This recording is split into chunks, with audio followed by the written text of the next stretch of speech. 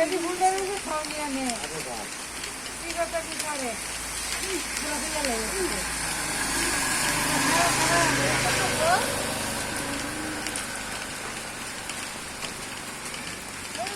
এখানে রাখবে